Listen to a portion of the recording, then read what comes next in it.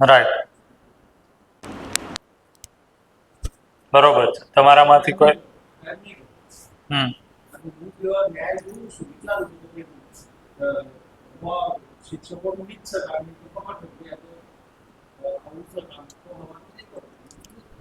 Right. મારું ઉદાહરણ આપ્યું. ઘણી વખત હું બધાને સાથે લઈને ચાલવું પડે મારે. બરોબર. સરકારની સાથે લઈને ચાલવું પડે કે આપણો સમય 11 થી 5 નો જ છે, તો જરૂર વગર સવારની કરવાની નથી. નહીં ગરમી, નહીં ઠંડી, તો નહીં વરસાદ આવે. રાઈટ. ચોમાસું આવ્યું હોય ને તો કે ઘણી વખત કે વહેલી છોડ દે સાહેબ, આજે વરસાદ આવે એવું છે. બીજું આવે છે, આવશે જ થઈ જશે. અને એવું અનુભવ ઉપરથી એક અમારે બનેલું છે ભૂતકાળમાં, જ્યારે અમે ટીચર્સ હતા નવા 2-3 વર્ષ થયા છે, જોરદાર વરસાદ ધારેલો. એ વખત આટલી સગવડો નથી, જૂનું બિલ્ડિંગ હતું. પછી બારી ખોલી પેલા રંજોભાઈ સાહેબનું બતાવ્યું, જો સાહેબ જોરદાર વરસાદ છે, હરકી છોડી દો. વાદળા વીખે રહી ગયો. તો આના ઉપરથી સમજવાનું એ છે, તમે કીધું એમાં, કે વ્યક્તિનો કામ કરવાનો દાયરો ફેલાવ જેમ જેમ છે એ ઉપર થાય છે, એમ વ્યક્તિ છે એ પોતાના હિત પૂરતું વિચારીને ચાલી નહીં શકે. જો ચાલશે તો એ લેવલ ઉપર રહી નહીં શકે, કામ નહીં કરી.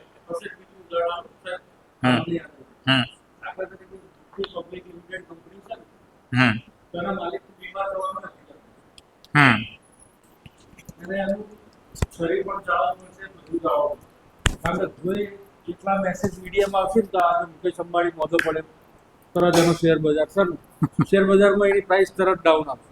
હા, અને બધા શેર હોલ્ડરને નુકસાન. બરોબર.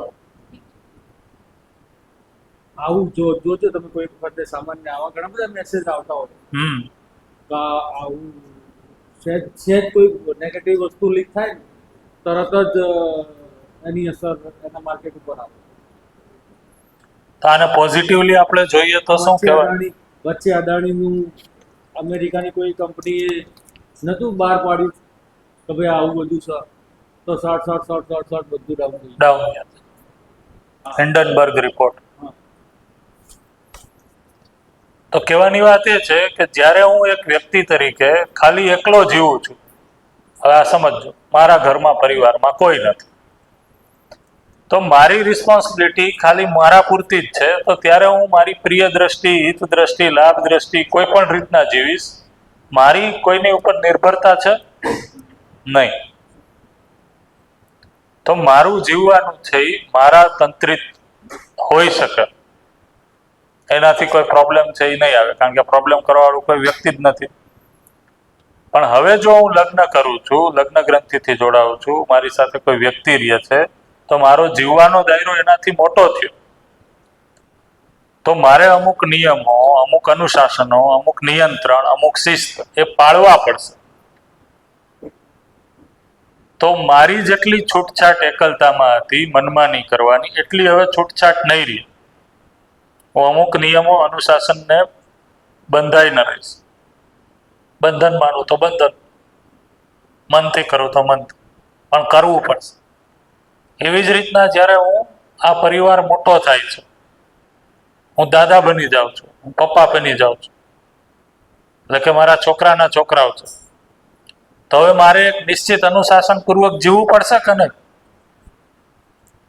કે ત્યારે હું છે એ 10 વર્ષ, 15 વર્ષ, 20 વર્ષનો એક યુવાન કિશોર હતો એમ જીવીશ તો ચાલશે? મન ભાવે ત્યારે ઉઠીશ, કાંઈ વ્યસન હશે તો છોકરાઓની સામે વ્યસન કરીશ, ટીવી ઉપર અનશન ગમે એ જોઈશ, મોબાઈલમાં ગમે એ જોઈશ, ચાલશે? એકલા કરી લઈશ, ચાલશે? બધાની સામે ચાલશે? નહીં ચાલે. તો મારો જીવવાનો દાયરો જેમ મોટો થાય છે, એમ મારી એક પ્રકારની જે જિમ્મેદારી છે, એ જિમ્મેદારીમાં મારા એક પ્રકારનું અનુશાસન છે, શિસ્ત છે, નિયમાવલી છે, એ મારા ઉપર આવશે. તો ધારો કે હવે હું પરિવારથી આગળ મારા કુટુંબની એક જવાબદારી સ્વીકારું છું, તો ફરીથી મારી ઉપર એક અનુશાસન લાગશે, એક નિયંત્રણ લાગશે. તો હવે હું નિર્ણયો છે મારા પરિવારને જ અનુકૂળ લાગે એ રીતના લઈ શકીશ. આ સમજાય છે? પરિવાર અને કુટુંબ વચ્ચેનો ફેર નહીં. અત્યાર સુધી હું મારા પરિવારને ઠીક લાગે એ રીતના રહી શકતો હતો, હવે મારે ખાલી પરિવારનું હિત નહીં, કુટુંબનું જોવું પડશે. એમાં બની શકે કે પરિવારને ઠીક લાગે એવું નહીં હોય. ઠીક લાગે એવું નહીં હોય એટલે શું હશે? એની પ્રિય હિત લાભ દ્રષ્ટિ જ સંતોષાતી નહીં હોય. જ્યારે હું કુટુંબના લેવલ ઉપર જઈશ તો મારે ન્યાય દ્રષ્ટિપૂર્વક જીવવું પડશે. એનાથી ઓછામાં હું એ લેવલ ઉપર જઈ લઈ શકું. કામ કુટુંબના લોકો જ સિલેક્ટ નહીં કરે, આ યોગ્ય નથી, જવા દો.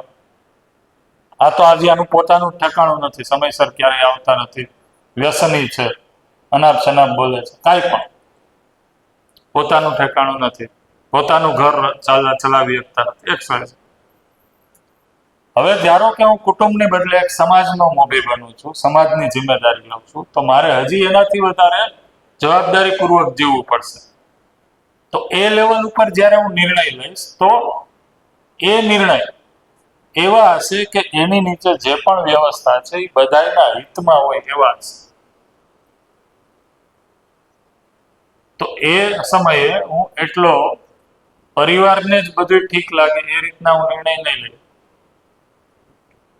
તો જે આપે કહેવાની ટ્રાય કરી એમાં જ્યારે કોઈ વ્યક્તિ છે કોઈ સ્તર ઉપરથી નિર્ણય લે છે તો એ આખી વ્યવસ્થાને જોવે છે, એ વ્યવસ્થાને શું અનુરૂપ છે એને યોગ્ય નિર્ણય લે છે, નહીં કે કોઈ વ્યક્તિના લાભને સંતોષે.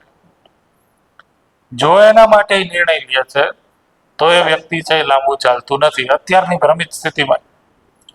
તો આ તો છે એ જાગૃતિની વાત છે. એમાં જ્યારે હું ન્યાય ધર્મ સત્યને અનુરૂપ નિર્ણય લઈશ ત્યારે શું કહે છે? તો એમાં પ્રિય હિત લાભ દ્રષ્ટિ છે એ સંતોષાય જ જશે. એને કીધું કે ન્યાય ધર્મ સત્યની રોશનીમાં પ્રિય હિત લાભ છે એ નિયંત્રિત થઈ જશે, મરી નહીં જાય, ક્ષીણ નહીં થઈ જાય, ઝીરો નહીં થઈ જાય, ત્યાગ નહીં થઈ જાય. ઉપયોગિતા અનુસાર એનો હું સદુપયોગ કરીશ. એને કીધું નિયંત્રિત થઈ જવું, સંયમિત થઈ જવું. જેમ કે આ શિબિર છે એ પ્રિય હિત લાભ ન્યાય ધર્મ સત્ય આ 6 માંથી ક્યાંનો પ્રોગ્રામ છે? કેનો પ્રોગ્રામ કહેવાય? આ શિબિર તમે કરો છો એ હા હિતનો કહેવાય. હિત એનાથી શરીર તમારું સારું થાય છે, હું બોલું એમ માંદગીમાંથી બહાર નીકળો છો નહીં. તો શેનો છે? લાભ એટલે વસ્તુ કાંઈ તમને મળે છે, ભૌતિક વસ્તુનું આદાન પ્રદાન ક્યાં થાય છે? તો લાભનોય નથી. શેનો પ્રોગ્રામ છે? ન્યાય ધર્મ સત્યનો પ્રોગ્રામ છે. વસ્તુનું અહીં આદાન પ્રદાન તરીકે વસ્તુ શેની આદાન પ્રદાન થાય છે? સમજનું આદાન પ્રદાન થાય છે. તો આ પ્રોગ્રામ છે એ શેનો છે? ન્યાય ધર્મ સત્યનો પ્રોગ્રામ છે. પણ તમે જોવો તો એમાં તમારી પ્રિય લાભ દ્રષ્ટિને પણ નિયંત્રિત રીતના સંતોષાય છે કે નહીં? જેમ કે તમારે બેસવાની કોઈ એક નિશ્ચિત કોઈ તમારી પાસે ડિમાન્ડ છે તો બેસો, પણ એ નિયંત્રિત છે. એનો અર્થ એવો નથી કે હું જે ક્લાસરૂમની એક ગરિમા છે એની બહાર જઈને બેસીશ, બરોબર. પછી તો કે ભાઈ બ્રેકમાં ચા પીવા મળે છે કે નહીં? પ્રિય દ્રષ્ટિએ સંતોષાય છે. લંચ બ્રેકમાં જમવા મળે છે કે ઇનફ જમવા મળે છે? એના પછી આરામ કરવો હોય તો આરામય મળે છે.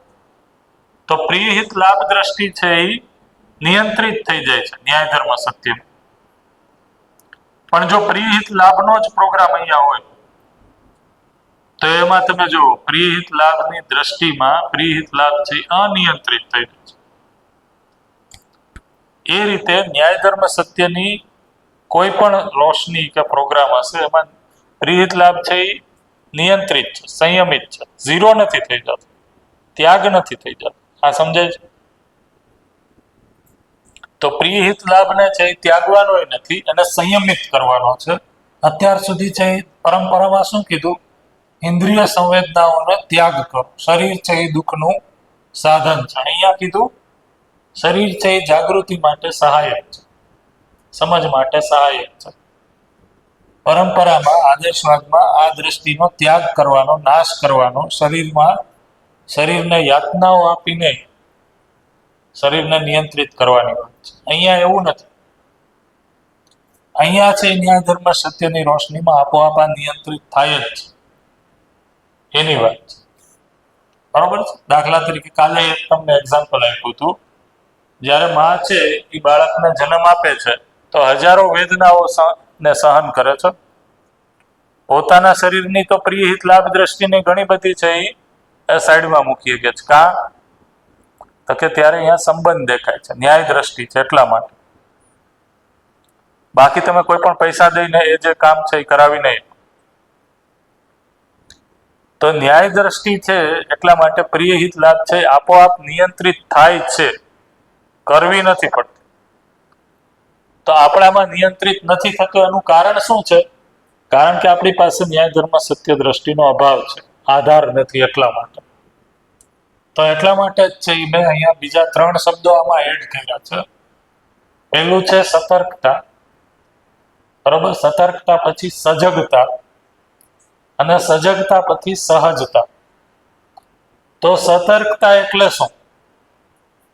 તો જ્યારે શિબિરમાં હું મારું પોતાનું જીવન ક્રિયા સ્વરૂપે જીવવાનું જે સ્વરૂપ છે એ જોઉં છું અને એને તર્કપૂર્વક પોતાનામાં વિશ્લેષણ કરું છું. શું કીધું મેં? હું માનવ શું છું, મારી અંદર મનોવૃત્તિ ચિત્ત બુદ્ધિ આત્મા શું છે, મારું વિચારવાનું સ્વરૂપ શું છે, મારું એના આધારે કાર્ય અને વ્યવહારનું સ્વરૂપ શું છે, એને જ્યારે હું તર્કપૂર્વક જોઉં છું કે માણસ ખરેખર છે એ ભૂલ કરવા માંગતો નથી, એ તો ભ્રમવશ ભૂલથી ભૂલ કરે છે. આ જ્યારે હું તર્કપૂર્વક એટલે કે સતર્કતા. સતર્કતા એટલે શું? તર્ક ક્યાં થાય છે? અહીંયા તુલનમાં, કે પ્રિય સિલેક્ટ કરું કે ન્યાય સિલેક્ટ કરું. તર્ક ક્યાં લાગે છે? વૃત્તિની અંદર, તુલનમાં. તો વૃત્તિમાં હું તર્કપૂર્વક પ્રિયહિત લાભની જગ્યાએ ન્યાય ધર્મ સત્યને પ્રાયોરિટી આપી તુલન કરી એનું જ્યારે હું ચિત્રણ કરું, એ મુજબ મારી અંદર ઈચ્છાઓ થઈ જાય, ત્યારે એને કીધું કે હું સતર્કતાપૂર્વક. સતર્કતા એટલે સંપૂર્ણતાના અર્થમાં તર્કનો યુઝ કરી. સંપૂર્ણતાના અર્થમાં તર્કનો યુઝ કરવો એટલે સંપૂર્ણતા કોને કીધી? અહીંયા મળે છે આત્મામાં અનુભવ સંપન્નતાની જે સ્થિતિ છે એને કીધું સંપૂર્ણતા, પૂર્ણતા, જે કમ અધિકથી મુક્ત છે. તો હું સંપૂર્ણતાના અર્થમાં એટલે કે જાગૃતિના અર્થમાં, સમજ સંપન્નતાના અર્થમાં, અનુભવ સંપન્નતાના અર્થમાં પોતાના તર્કોને ઉપયોગ કરું છું, જેથી કરીને હું મારું શિફ્ટિંગ પ્રિયહિત લાભમાંથી લઈ અને વરીયતામાં, પ્રાથમિકતામાં ન્યાય ધર્મ સત્ય આવે, એનો મને સ્વીકાર થઈ જાય. એને કીધું તર્કપૂર્વક સાંભળવું, સમજવું. આને કીધું તર્કપૂર્વક સાંભળવું, સમજવું. તો મારી અંદર તર્ક કરવાની તાકાત તો છે જ, શક્તિ છે જ, પણ એ તર્કનો હું કઈ રીતના નિરંતર સુખી થઈ જાઉં, જાગૃત થઈ જાઉં, સમજુ થઈ જાઉં, અથવા તો અનુભવ સંપન્ન થઈ જાઉં. આ બધા શબ્દો એક જ છે. ક્યાં ક્યાં? પેલું શું કીધું?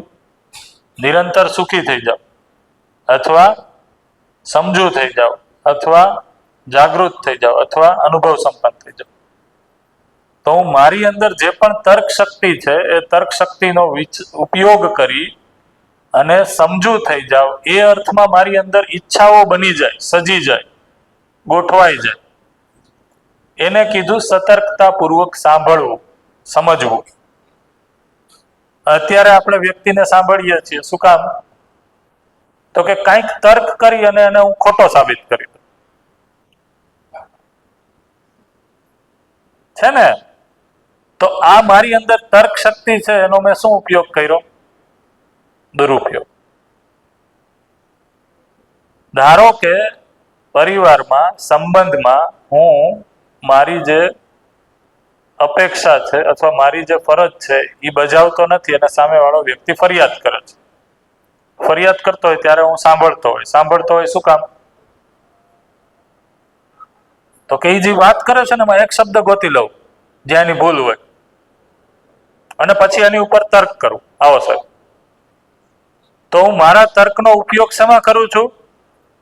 સામેવાળા વ્યક્તિને ખોટા ઠરાવવામાં, અયોગ્ય ઠરાવવામાં, ઈ જે કહે છે એ ઠીક નથી, હું જ સાચો છું કહેવામાં. આ મેં શું કર્યું? મારી અંદર જે તર્ક શક્તિ છે એનો દુરુપયોગ. આને સંબંધપૂર્વક સાંભળ્યું કહેવાય? નહીં. તો શિબિરમાં સાહેબ 4-5 દિવસ તો એમાં જ વયા જાય છે કે વ્યક્તિને સાંભળતા કરીએ કે જો સાંભળો, આ વસ્તુ સાંભળવા જેવી છે. આ નિચોડ જિંદગીનો મળ્યો છે, કોઈક વ્યક્તિએ આખી જિંદગી લગાડી દીધી છે, એનો નિચોડ છે ને સાંભળો. બાકી પોતાની અંદર તર્ક શક્તિ છે ને ક્યાં લગાડે છે? તો કે ત્યાં લગાડીએ કે જેથી કરીને હું તો યોગ્ય જ છું એ સાબિત કરી દઉં. કમ્પેરેટિવલી મને એવું લાગે છે કે આપણે જે વિસ્તારમાં રહીએ છીએ, જે જગ્યાએ રહીએ છીએ, ત્યાં લોકો છે એ હજી એટલા રિજિડ નથી. જેમ વ્યક્તિ વધુ ભણેલ હોય છે એમ એની અંદર રિજિડિટી, કુતર્ક કરવાની ક્ષમતા વધારે હોય છે. તો હું શું કહું જેથી કરીને સામેવાળો વ્યક્તિ સલવાઈ જાય, ખોટો ઠરે અને હું છે એ સાચો ઠરું. અને અલ્ટિમેટલી હું સાચો ઠર્યું એટલે હું સાંભળવાનું બંધ કરી દઉં. કાં તો કે હું તો સમજુ જ છું, જ્ઞાની જ છું, એટલે મારે કોઈ જ્ઞાનની જરૂર નથી. આ તર્કનો દુરુપયોગ છે. તો સતર્કતા એને શું કીધું? તો કે તર્કપૂર્વક, સંપૂર્ણતાના અર્થમાં તર્કપૂર્વક, તર્કનો ઉપયોગ કરી વૃત્તિમાં ન્યાય, ધર્મ, સત્યને પ્રાથમિકતા આપી એનું તુલન કરી દઉં અને એ અર્થમાં મારા ચિત્રણો સજે. જેમ કે એક એક્ઝામ્પલ આપું, બાળકો સમજવા જ માંગતા નથી. આ શું છે? મારા તર્કનો દુરુપયોગ. આને મેં માન્યતા કીધી. અહીંયા બીજું એક શબ્દ માનવું પણ યુઝ કર્યું છે. ઈચ્છા સુધી હોય છે, ચિત્રણ સુધી, માનના આધારે જીવ. કોઈ માણસ સમજવા જ માંગતું નથી. બધા માણસો છે એ સ્વાર્થી છે. પછી એના માટે આપણી પાસે તર્ક હોય, તર્ક લઈ આવીએ. જો મેં આ દિવસે આ વ્યક્તિ માટે આટલું કામ કર્યું હતું પણ એને મારું આ એક કામ ન કર્યું, છે ને સાહેબ સ્વાર્થી? તમે ગમે એ કયો પણ છે ને સ્વાર્થી? જો પછી બીજું લઈ આવશે એક્ઝામ્પલ. આવા હજારો એક્ઝામ્પલ લઈ આવશે. શું કામ? શું સાબિત કરવા? તો કે મેં જે માનેલું છે એ જ સાચું છે, એ જ યોગ્ય છે, એ ઠરાવવા માટે હું એમ કહું છું કે સારું, સાચું છે, માની લ્યો. એ માનવાથી તમે સુખી થઈ જતા હોય તો એ માની લ્યો. પણ શું એ માનવાથી આપણે પોતાનામાં સુખી અથવા સંતોષ થઈ જાય? માની લીધું કે માણસ સ્વાર્થી છે. આનાથી જીવવાનું મારું સ્વરૂપ નીકળે કાર્ય અને વ્યવહારનું, એમાં હું સુખી થાવ કે દુઃખી થાવ? જ્યારે હું તમને આ શિબિરની શરૂઆત કરું સમજાવવા માટે, ત્યારે હું એવું માનીને કરું કે આ લોકો તો મૂર્ખ છે, સમજવાના જ નથી, આને કાંઈ આ વસ્તુની જરૂર જ નથી. ત્યારે મારું જીવવાનું સ્વરૂપ છે એ, તમારી સાથે વાતચીત કરવાનું સ્વરૂપ છે એ કેવું હશે? એ ભાષાનો ટોન કેવો હશે? એ ભાષામાં શબ્દો ક્યાં હશે? શું આપણે બાળકોને, આપણી સ્કૂલના બાળકોને, આપણા ઘરના બાળકોને, આપણા ઘરના વ્યક્તિઓને એ જ ટોનમાં કે જ ભાષામાં વાત કરીએ છીએ કે નહીં? અને જ્યારે હું એવું માનું છું, એવું સમજુ છું કે માણસ સમજવા જ માંગે છે, કારણ કે હું એ સમજવા માંગુ છું. માણસ તો ભૂલથી ભૂલ કરી દે છે, ભૂલ કરવા માંગતો નથી, કારણ કે મારાથી એ ભૂલથી જ ભૂલ થાય છે. કોઈ દિવસ સવારે હું આજે તો સરસ 6 વાગે ઉઠ્યો છું, ચાલો આજે આપણે સરસ ભૂલ કરીએ, કોકને હેરાન કરીએ, દુઃખી કરીએ, એવું વિચારીએ જ? ના. તો હું જેમ ભ્રમવશ ભૂલ કરું છું એમ સામેવાળો કરે છે, કરવા ઈચ્છતો નથી, એ સમજવા જ ઈચ્છે છે. જ્યારે હું આ વિચારી અને શિબિરમાં બેઠો હોય ત્યારે મારી વાત કરવાનો ટોન, મારા શબ્દો એ પહેલા કિસ્સા કરતા અલગ હશે. જ્યારે હું આવું, હવે હું તમારા ઉપર આવી જાઉં, જ્યારે હું વ્યક્તિ તરીકે મારા માટે આવું વિચારું, બીજાના માટે આવું વિચારું, ત્યારે બીજા સાથે બોલવાનો ભાવ, શબ્દો, ટોન, બોડી લેંગ્વેજ એ કેવી હશે? શું હું એ બોડી લેંગ્વેજ, એ ભાવ, એ ભાષા, એ ટોન સાથે છું? આને ચકાસવાની જરૂર છે. તો શરૂઆતમાં જ્યારે હું આ સૂચનાને સાંભળું છું તો સૂચનાને તર્કની કસોટી ઉપર ચેક કરું છું, તાર્કિક છે કે. પણ જો હું એ તર્કની કસોટી ઉપર ચેક કરીને મારા જીવવા સાથે જોડતો હોય, નહીં કે હું સાચો છું એવું સાબિત કરવા. આ સમજાય છે ભાઈ? આ બધાને સમજાય છે? આ અગત્યનું છે. જ્યારે હું સૂચનાને સાંભળું છું પણ સાંભળીને તર્કની કસોટી ઉપર ચકાસવાનો આધાર વસ્તુને સમજવી છે, નહીં કે હું સાચો છું એ ઠરાવવા માટે, ત્યારે હું પોતાની અંદર વસ્તુને ન્યાય ધર્મ સત્યની રોશનીમાં સ્વીકાર થતી જોઉં છું. એ સ્વીકાર થાય એવું મારું ચિત્રણ છે એ બદલે છે. જેમ કે પહેલા શું ચિત્રણ હતું? માણસો સ્વાર્થી છે, પાપી છે, બાળકો દુઃખી જ કરવા ઈચ્છે છે. એની બદલે હવે મારું ચિત્રણ છે એ બદલ્યું. શું? માણસો સુખી જ થવા ઈચ્છે છે, સમજવા જ ઈચ્છે છે, એ પરોપકારી જ છે, એ પરોપકાર જ કરે છે. તો એટલા માટે જ્યારે હું શિબિર લેતો હોય ત્યારે હું શું વિચારું? હવે બધા લોકો એક સાથે 25-30 જણા લોકો ભેગા થઈ અને મારી જાગૃતિમાં સહયોગ કરો છો. કઈ રીતના? તો કે તમે મને એ વાતાવરણ પૂરું પાડો છો જેથી આ ન્યાય ધર્મ સત્યની સૂચના છે એ હું પોતે જ પોતાને સંભળાવી શકું છું. અને જેટલો હું સાંભળું છું એટલું મારી અંદર એ ઈચ્છા છે એ તીવ્ર બને છે કે જીવવું તો આમ જ જોઈએ, જીવવું તો આમ જ જોઈએ. તો આ રીતના વિચારવાથી શું થાય છે? આ રીતના વિચારવાથી સામેવાળાના જે નેગેટિવ પ્રભાવ છે એનાથી હું બચી જાઉં છું. અને સતત છે એ આશા અપેક્ષામાં બનેલો રહું છું કે માણસ તો સમજવા માગે જ છે, ઈચ્છે જ છે. તો અહીંયા સુધી રાખીએ આપણે, બ્રેક લઈએ. બ્રેક પછી છે એ ફરીથી સતર્કતા પછી સજગતા શું છે એ જોશું. તો આ રીતના જીવન ક્રિયામાં આપણે આ બધી ચર્ચાઓને વધારે ગહનતાથી કરશું. બરોબર છે? અહીંયા સુધી રાખીએ. Okay, thank you.